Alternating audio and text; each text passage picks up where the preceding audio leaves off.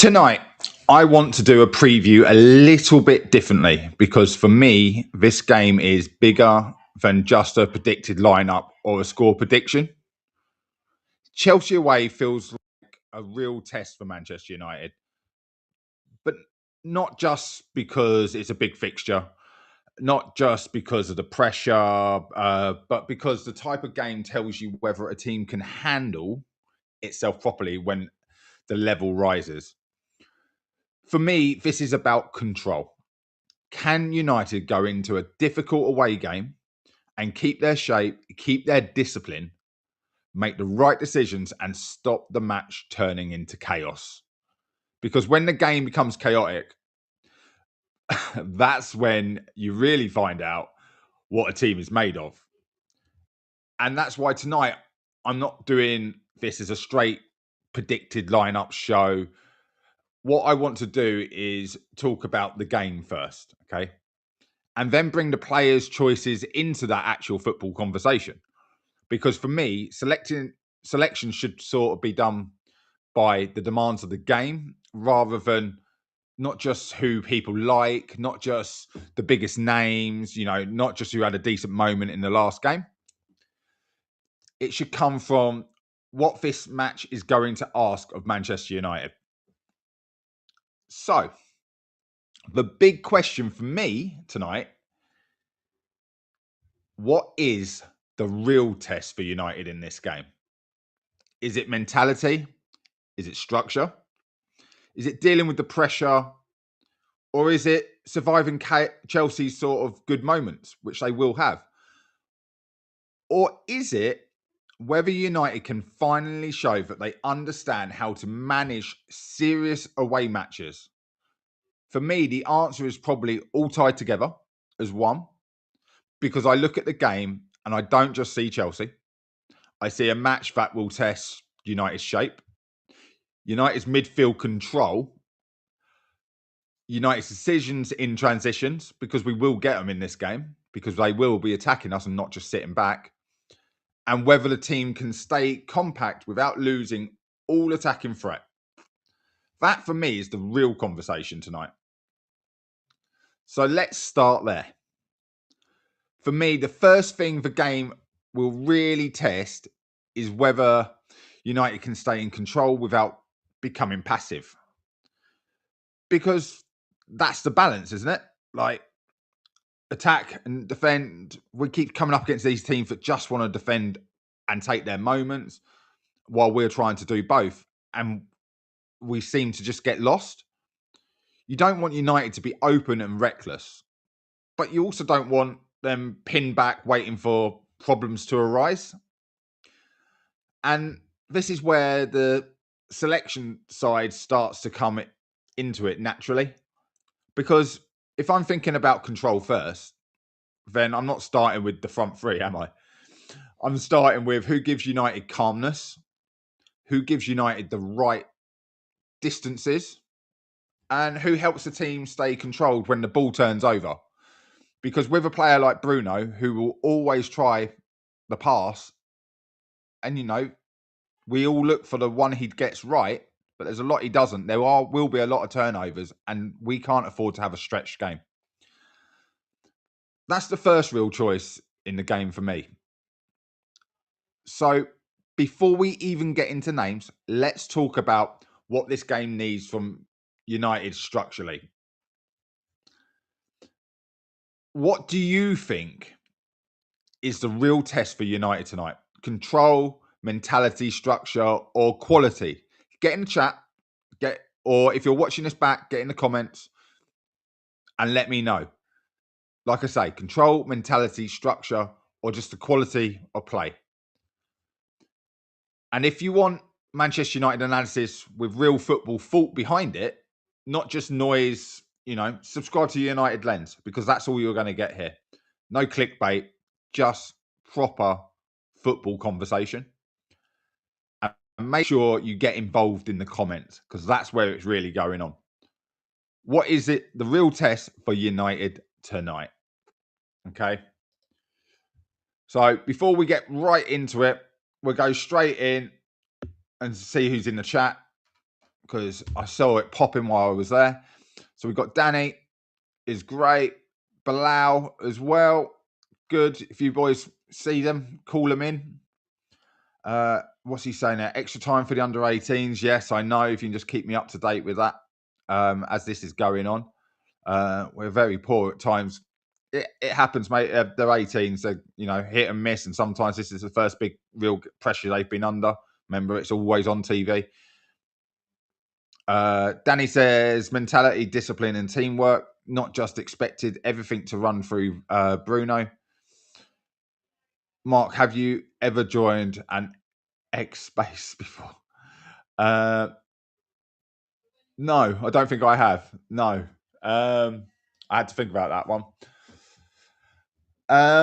Right. So, guys, as I said, the things I sort of want to focus on tonight is pretty much, it's one of my phrases, control or chaos. And as I said, who is the go-to calming influence in the team? And it's Casemiro. Because without Maguire, for me, Casemiro is the next calming influence that been there, done it all, knows what to expect. And it's him that can bring the chaos if the discipline's not there. Now, Casemiro is one of the most disciplined players we got. We got Kobe Mainu alongside of him. Touch wood, fingers crossed, everything.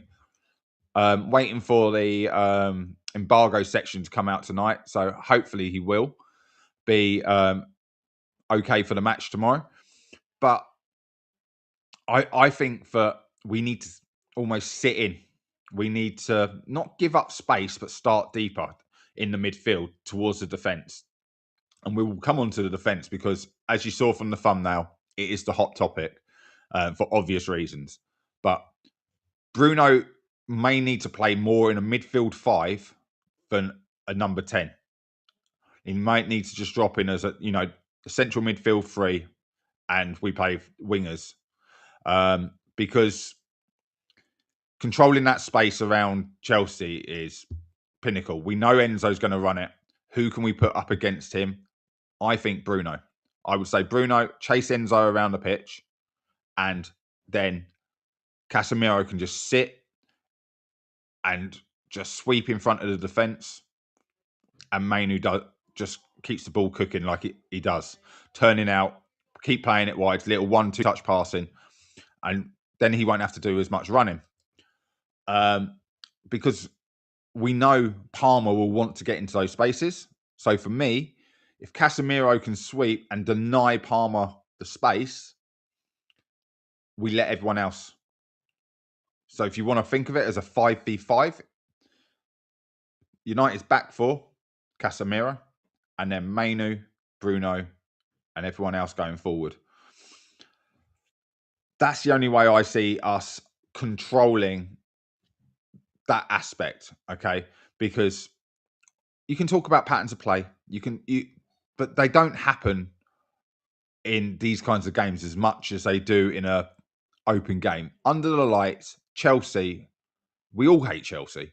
Let's be honest. There's just something about Chelsea that, United fans have got a little bit of history there.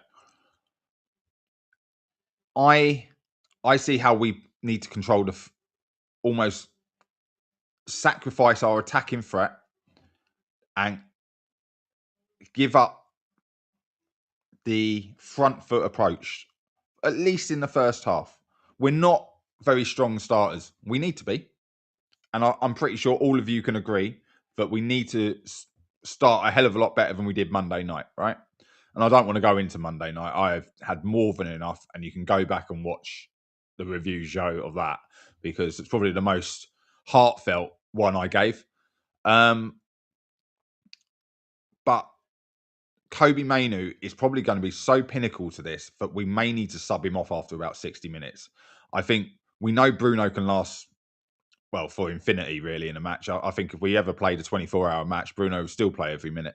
But Kobe Mainu, not the fastest runner, but I think he's a bit of a marathon, not a sprint kind of footballer. Okay, so I think he can last the minutes, but he's just going to need to cover the yards in between pushing forward where he can, feeding the ball wide to the wingers. And for me, we can't play through the middle to the, against Chelsea. We need to get it out early, and as soon as the fullbacks press, it comes back inside. So we play out to come in. That's the way I see us getting behind Chelsea, because Cucurella on the right, and it won't be Reece James on the Cucurella on the left. Sorry, our right, and Reece James would normally be there, but we don't know who they're going to put there. I've looked at two different suspected lineups, so I sort of left the Chelsea off because with the amount of players they got, with a 50-man squad, they could literally pick anyone, couldn't they? And we wouldn't know who it would be.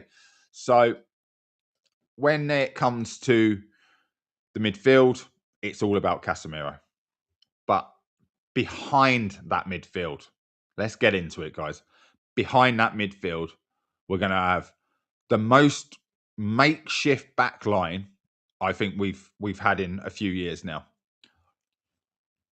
Harry Maguire suspended. He's right in what he says. Just shows the officials are a joke. I have heard worse said on Sky when they've had to apologise for foul language picked up on the mics from what they state Harry Maguire said. All he did, you're a fucking joke. You guys are a fucking joke. That's all he said. Now, for me, that's nothing. That's an opinion.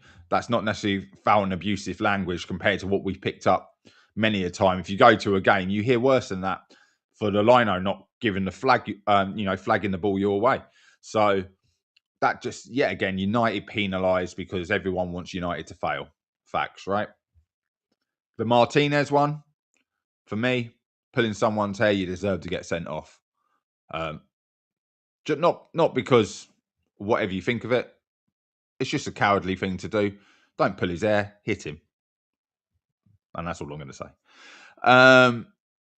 So without those two and no De Ligt, it has to be, for me, Heaven and Euro starting centre-backs. Luke Shaw, left back, and then take your pick for right back, whether it's Mazraoui or Dalot. And I feel it might be Dalot.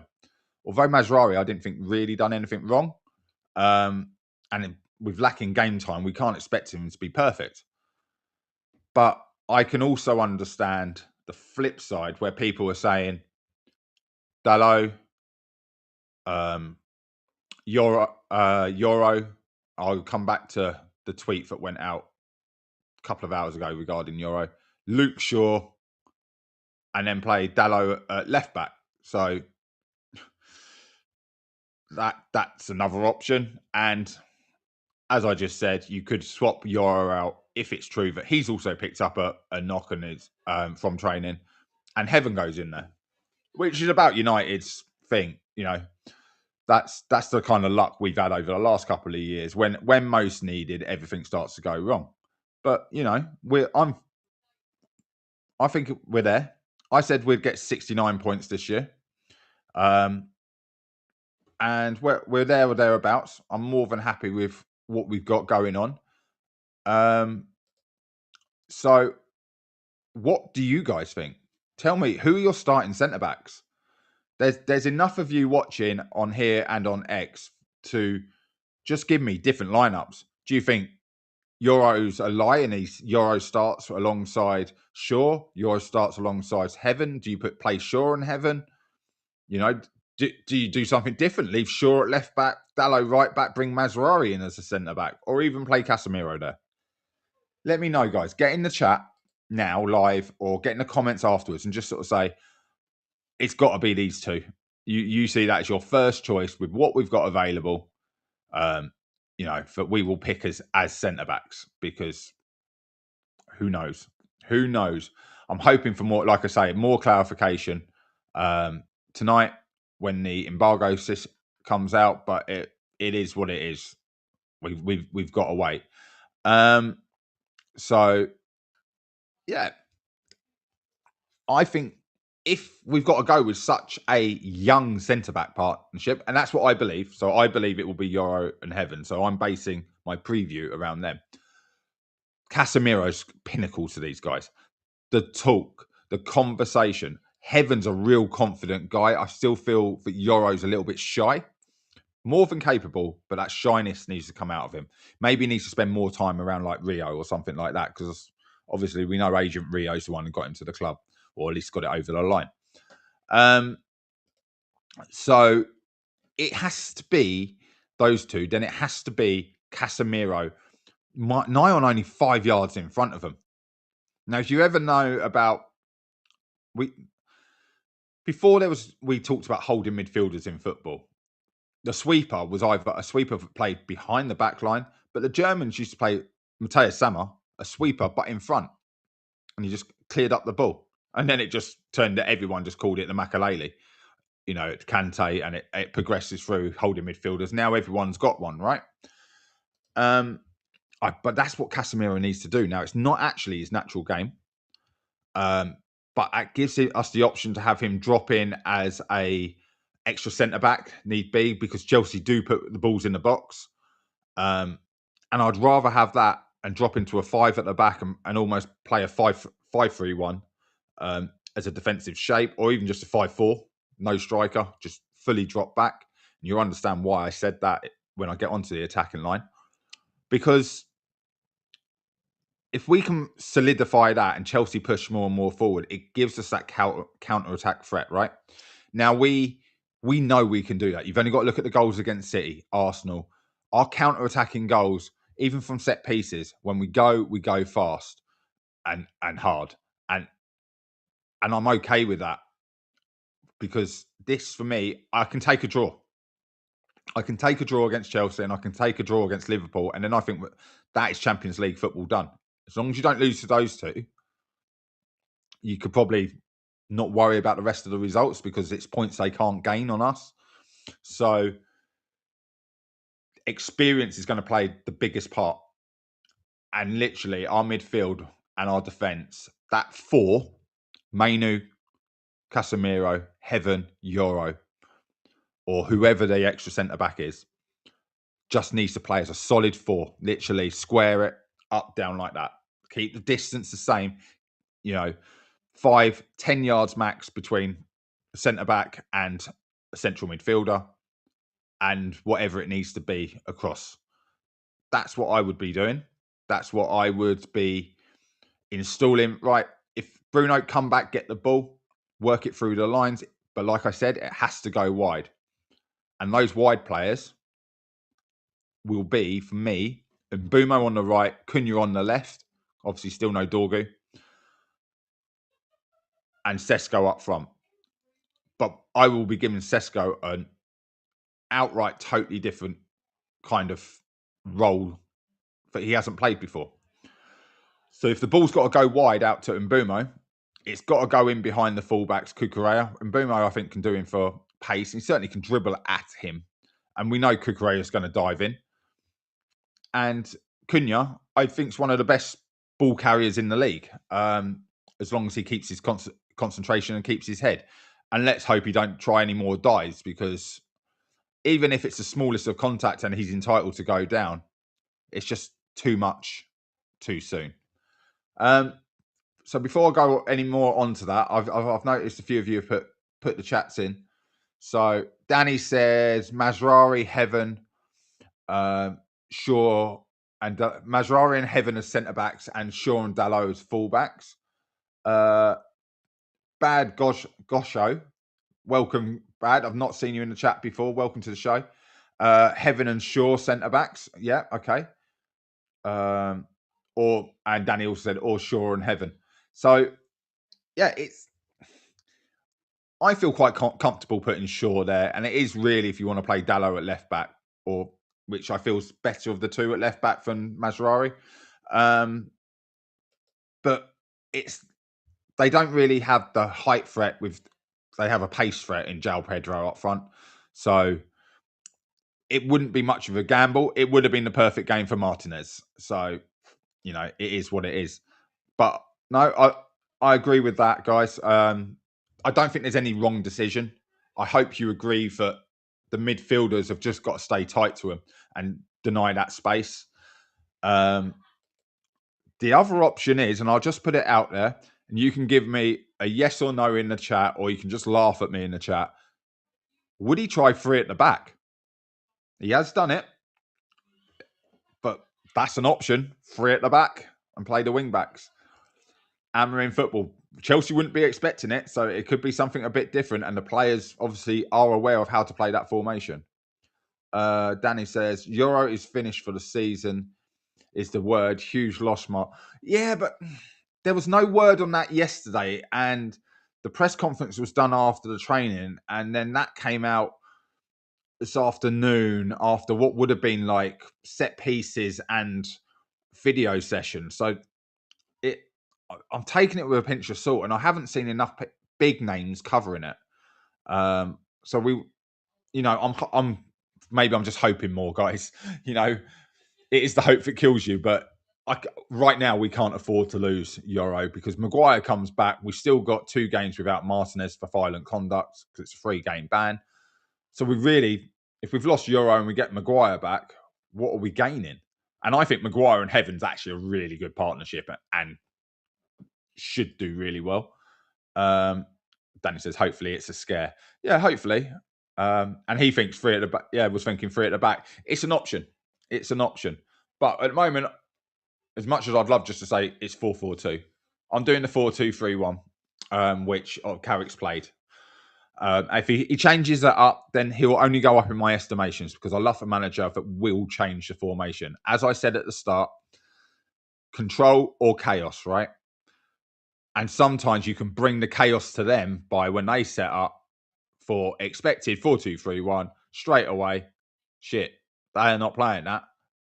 They're playing 3-5-2. They put in Bumo and Sesko up front. Shit, what's going on? Wasn't expecting it. And then maybe change again within game because with the players we've got on the pitch, we could play 3 different formations. Whether our players are smart enough to learn 3 formations in, a month, that is out for debate, I would say.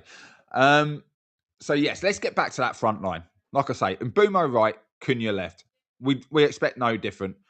I know some of you would say Ahmad on the right and Mbumo maybe up front. So let me explain why. In one of my group chats, John O said about Ahmad today, which I was sort of aware. I wasn't fully aware of his stats, but I knew he hadn't been scoring goals. Ahmad, 2 goals, 2 assists for the season. Yes, he went to AFCON. So did Mbumo. And it's not really the production season we would have hoped from him. And it's not that he hasn't been driving forward. It's not that he hasn't been getting into the box. The end result's just not been there. And, next season he bangs in 15 goals. It can happen. So I feel that with Mbumo scoring goals and Sesko being the tall out-and-out striker where they lack height, Chelsea, especially at the back, if they haven't got a decent centre-back, and there's talk that they might have Coldwell back, there's about as much talk about that as there is Euro playing. So, it depends what you believe. I think Sesko up top, and all I would say to him, just stand 5 yards offside. Stand 5 yards offside, keep their centre-backs pinned back. Now, I don't know what everyone listening's level of football is, but the reason we would ask from a coaching point of view, a striker to stand offside is if you're playing wide, you've got a 5-yard head start. Okay. As long as you run forward to the box and you don't run towards the ball, which has been played wide, you're not interfering with play. You're not offside. Okay. Because, for instance, Bruno picks the ball up, say, left-hand side of our defence, which he loves to go back and get, and he pings one out to Mbumo. And then Mbumo sees the gap in behind the fullback, runs in behind. Sound familiar, guys? It's quite a normal ball that we play. Sesko is 5 yards offside. As soon as Mbumo is in behind, Sesko's now onside, and he's ahead of the centre-backs. They have to sprint faster than him to get goal side to cut the ball out. And the only way if they don't do that is to slide. And if he can get across inside the box, they catch him from behind. There's a penalty. If they don't get back, it should be a square ball with an easier chance to get your shot off and hit a corner, sweep it either side. So what it does is stretch them. You know, okay, you can't be offside from your own half. So what's the point of standing in your own half? Because you still got to sprint, right? If they're standing on the halfway line, you still got to beat them in a sprint. And 9 times out of 10, you end up standing still. If you just stand 5 yards off, and 5 yards not a lot, but it's a lot to make up when you've got to run a half the length of the pitch. It sounds mad, but trust me, it works so well. And if you do it with 2 strikers, you're more likely to get called offside because you think the strikers will just move outside most likely and be classed as interfering. But if you're sat offside between 2 centre backs, just go towards the penalty spot, straight line, as fast as you can go with Mbumo knocking the ball it. As long as he gets in behind and he can square it, he can put it. As long as he gets in front of you, you won't be offside. You know, and then for that instance, right back to the middle, Cunha, bust a gut, get back post. That's what we might take for us to win tomorrow.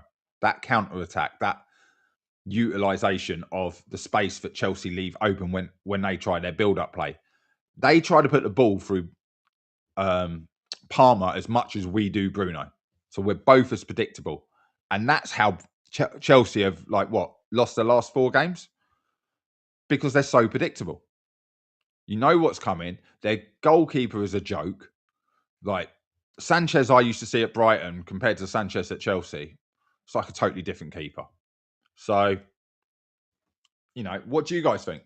Would you go Ahmad and Mbumo, Cunha, or bringing in Sesko and going, actually, get that ball in the box? Their centre backs ain't great in the air. They're quite small. What would you do? So let me know, guys. Put it in the chat. Would you go? What would you fancy? And Danny, I see you've gone 3-5-2 100% as a formation change. I think next season you'll see more teams playing 2 up front. I think the number 10 will phase itself out. There aren't as many good ones around there. In the Premier League, there's Wirtz, Bruno, Palmer. Man City don't really play with one anymore. You could say they play with 2 10s, maybe, if you wanted to. But for me, that's just 2 as midfielders. And no one else really stands out. So there's only 3 decent 10s in that position. Maybe Maddison, but his career could be over and done with. So I think the 2 up top will come back a lot next year. Let's talk about Manchester United themselves. Do you think we win tomorrow? Chelsea are poor and Seagold. Welcome. It's the first time I've seen you in the chat, so welcome to United Lens. Do you think we win tomorrow? Chelsea are poor and we're better than them still, even with our wobble. I'm more than happy to take the draw, but I do think it'll be a score draw. And the only reason that it's hard in my head to go, can we keep the ball out of our own net with such a makeshift defence? I think we can score. I think we've got enough firepower to really trouble Chelsea. And I was toying with the idea of best form of defence is a good attack, right? So if we keep trying to batter them, I feel that we push too many people forward and we're the ones who get caught. You've got to think back to when Chelsea scored all those goals at the end. So do I think we win? I think we can squeak it. I think it can be a 2-1, 3-2. I think it's going to be that kind of game. 1 goal wins it. So 1-0. I'm more than happy to take, 90th minute. Back post Casemiro header. Yes, please. Well, if Casemiro could stay on the pitch till the 90th minute. But you know what I mean. Like, I would take anything. But yeah, that's a really good question. I'm not sure. What do you think? Do you think we can win tomorrow? Or on a scale of 1 to 100 or 1 to 10, whatever scale you want to use, how confident are you that we can get the win? Yes, Chelsea have been poor, but they're not in 5th/6th because they're poor all season. So bad run of form. We ain't exactly on a great run of form. We've got 1 win in the last 4. So there are different ways you can look at it. But we are both weakened. So yeah, 1 goal. 1 goal. I know that's probably quite a long answer, but trying to give you the best answer I can for your first chat. Danny says, Obi, very poor tonight. Mate, this is the same as what I'm saying about JJ. Everyone bigging up Obi last season because of what he done in the 18s. Stepping up, slightly older players, slightly more physical. And you do come up against some older players in those games as well. Remember when we played Leeds the other week, the goalkeeper was 34. So they are allowed overage players in there to help out if needed. And, Obi's still got a lot to learn. Very high potential, but a lot to learn. He relies on his pace and his physicality, but knocking a 17-year-old out the way to knocking a 21-year-old out the way can be a big difference. Big difference. My yardstick I've always used for 18s and 21s football, Scott McTominay. Scott McTominay didn't play much in the 18s, but at 16, he was like 5'6". And then between getting into the under 18s and getting into Man United's first team, what is he? 6'2", 6'3", fills out. So it changes. Danny says he prefers Musa. Musa is a great player, hence the reason he went away with the first team. I prefer Ajay. And I think Ajay could make a good forward. I know he's a great left winger who I expect to see next season. Seagold, I'm only predicting a win because we turn up for the big games, and that's the most important part. This guy knows his football. It's Chelsea, it's City, it's Arsenal, it's Liverpool. That's when we've turned up. Doesn't matter who the manager is. They're the games we do turn up for. We've had a few wobbles. We all know about the 7-up. But, yeah, no, big games. And Chelsea are very poor at home. I feel like a high-scoring game. Hey, a high-scoring game on a Saturday evening, 8 o'clock kickoff, I'd absolutely love it. But, I'll probably end up falling off the sofa. I'll be so close to the edge if it gets like that. And Danny says Ajay is knocking on the door of first team. Yeah, I rate him very highly. So, Seagold, I'm totally with you, mate. The potential for a high-scoring game is there, but it's about, can we control that? That's why I say control or chaos. If we can control the space, we can keep the score down, and maybe we've just got to be a bit more cagey. If we allow it to become a basketball match, then maybe not so. It's a flip of a coin, isn't it? It's a flip of a coin. It can only be a basketball match, and one deflected shot ends up losing you the game for either team. And we've all seen that happen plenty. Let me ask you, do you think Chelsea are better than us, or are we better? No, we're the better team. I feel on our day, we are a better team. We play well as a team. Chelsea have some very good individuals, but teamwork is what it comes down to. I don't mean to be corny, guys, but teamwork makes the dream work. It's a saying for a reason, right? You can have the best players and not win the league. Look at Leicester. They didn't have the best players in that league. Their team is what got them there. When United brought through the class of 92, we didn't have the best team because we're bringing through so many youngsters. But the team and how they look after each other, that's what gets you through. So it's always about the team. So Chelsea are so individually run and about their own contracts and everything and what they do. For me, no, that's a no-brainer. And Carrick is definitely a better manager. See, if you haven't already done it, these are great chats. I'm hoping you've already hit the subscribe. Give the video a thumbs up as well. Everyone else out there, if you can pop in, give the video a quick thumbs up and subscribe if you're enjoying this kind of chat. This is good, and this is the kind of preview I think I'm going to be doing in the future. I can put the team sheets up. Everyone does that, and we're guessing, but I want to talk about who does the best job and why for this game. Okay, so we pretty much covered everyone.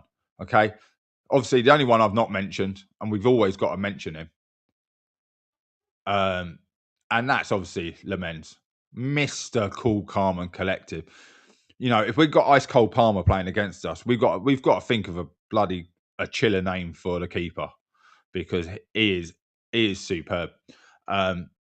He calms me, and that's quite a hard thing to do when watching football, as you can probably tell, even when I talk about football.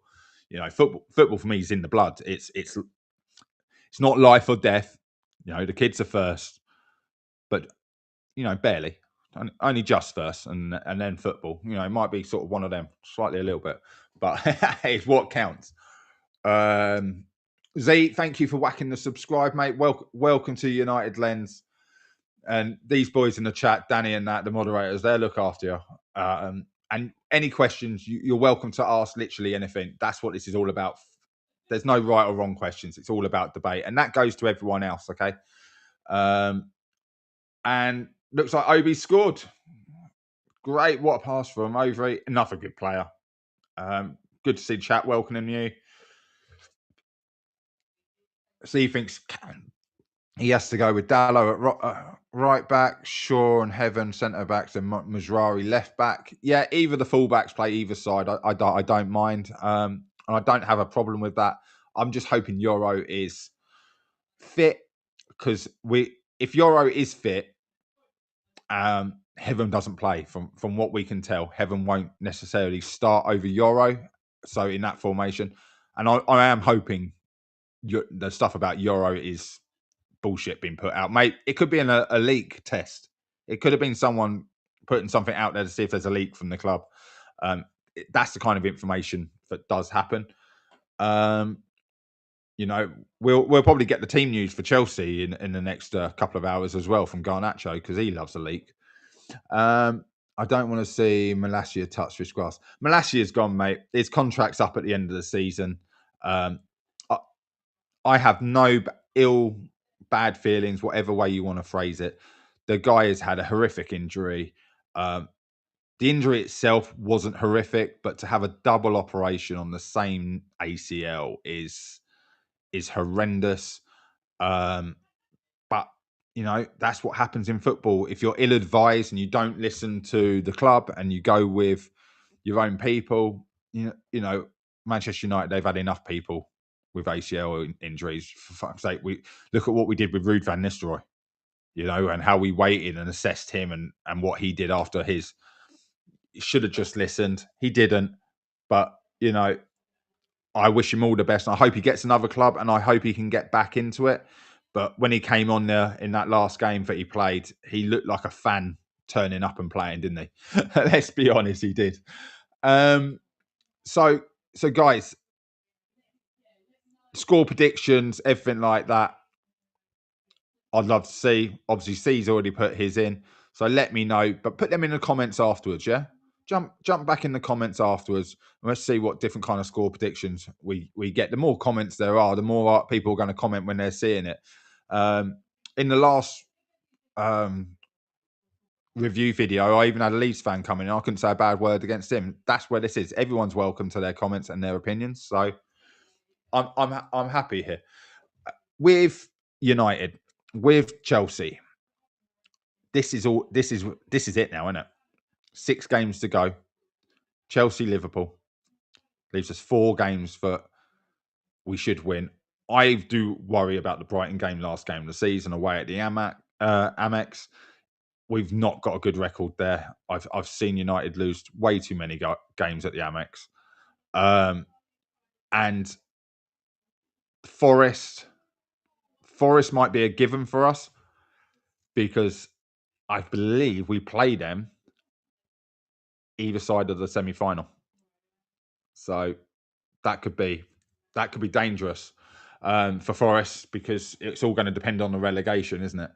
I think the game ends 1-1. I can see that. Bad gosh, I really can. Who's the other game we got left? I can't think who the other two are off the top of my head. Let me have a look. It's getting late. It's been a long day today, guys. Tired. Who have I missed? Oh, Brentford. Yeah, Brentford and Sunderland. Sunderland away. Very, very hard game. What a stadium to go to. If you've ever been to a stadium, like, oh my God, the atmosphere is unreal. People go on about St. James's Park, But I think Stadium of Light gets forgotten about because it's been out of the Premier League for so long. It is unreal up there. So that would be a really tough game. And away at Brentford, down in London, we haven't won in London this year, I don't think. So very, very tough game. And I'll take draws from all of them. If we can get a win against Liverpool or Chelsea and draws for the rest of the season, you're still in Champions League. I really don't care if we finish 3rd, 4th, or 5th. I really don't care as long as we're in the Champions League. But if we don't lose to Chelsea or Liverpool, they can't catch us. It's that simple. If you went and drew every game, yes, mathematically, I suppose you could potentially drop out by 1 or 2 points. But we're going, like I say, I feel we beat Forest because they're going to rest players for the semi, who they're up against Villa, aren't they? It'll be Forest Villa in the semi-final. So we're guaranteed of one of them being in the final Europa League as well. What's Gosh put it? Never confident versus Brighton away. No, totally agree. I think we win 2 out of our next 3 games. Exactly. I think we can get a result against Liverpool, and I think Brentford can be a draw, and I do think we can beat Chelsea. So let's just say that's 4 points out. 5 points from a possible 9. That's it, done. 5 points from 9, it would be done because of the teams. We draw to Chelsea tomorrow, beat Brentford and Liverpool in his opinion. Yeah. And Titanium, I've seen all done. So looks like the 18s are at it again, as always. So if you've got MUTV, please go watch the highlights of that. The boys. That was semi, wasn't it? So FA Youth Cup. I went out in the first preliminary rounds this year. We did not have a good team, but we had to let half our squad play for their parent clubs, so that didn't help us. Yeah, guys, if you've got any questions about tomorrow's game or anything, get them in now because I think the preview's done. So there's not much more I can go over. I think we might see Mason Mount get on the pitch tomorrow. Like I say, if Kobe runs his legs off, I'd rather see Mount come on than Ugarte. I doubt anyone's going to disagree, but if you could want to put a good reason why you would want Ugarte on instead of Mount in the midfield, please, I'd be very happy to read it. I think for Xerxes could be an option later on in the game. Chuck him up top. If we need a goal, go 2 up top. And Mbumo, Ahmad maybe swap. Cunha maybe see how he's getting on in the game. If he gets booked again, I'd probably have him off. But, we criticised Carrick in the last match about his substitutions. He hasn't exactly got that much game change on the bench. The only one was Mbumo. With the training that we spoke about in a few videos ago with Ireland, now if it is true that Euro with the high intensity training has picked up an injury, if it is and Mbumo was tired because of that training, I can understand the resting and things like that. But how do you guys look at it? We are 6 games from the end. We shouldn't be picking up any injuries. These players should be wrapped up in cotton wool, keeping fit, doing the bare minimum, doing fun and games, learning what they need to do, and being ready for a match. They should not be doing heavy sprinting or anything like that. And if you are, you're doing it on a Tuesday. That's it. You play on a Saturday, you do your sprint. Sunday off. Monday, whatever they want to do. Monday, heavy work Tuesday, Wednesday, Thursday, Friday, rest. Not off, but light training, TV, video. So, yeah, if there are no more questions, I would like to go see this final goal from Obi and see what happened at the end of the game. But do remember, guys, after the match tomorrow, I will be jumping back on just to do the player rating show. I know I didn't do one after the last match. I was mad. I was fuming. I probably would have given most of the players a 0. It wouldn't have been a good players rating show. It certainly wouldn't have been a fair one. So I thought, and just for that, I thought Casemiro and Bruno showed us everything we wanted to see, and it was everyone else around them sort of letting the team down in their own ways. Some people had okay, but generally, after the match tomorrow, just a 15, 20 minutes, depends how many of you are there, we'll jump on and do that. Otherwise, I'll be on Tactical Devils Monday night, and we will do the breakdown Tuesday night. Got to get these Tuesdays, guys, because we're going to be Champions League next season, and these Tuesday shows are going to be a staple part of your diet. You're going to be coming here, and I will be breaking down these foreign teams because, you know, that's what I've grown up watching as well as the Premier League. But until then, I will see you tomorrow night.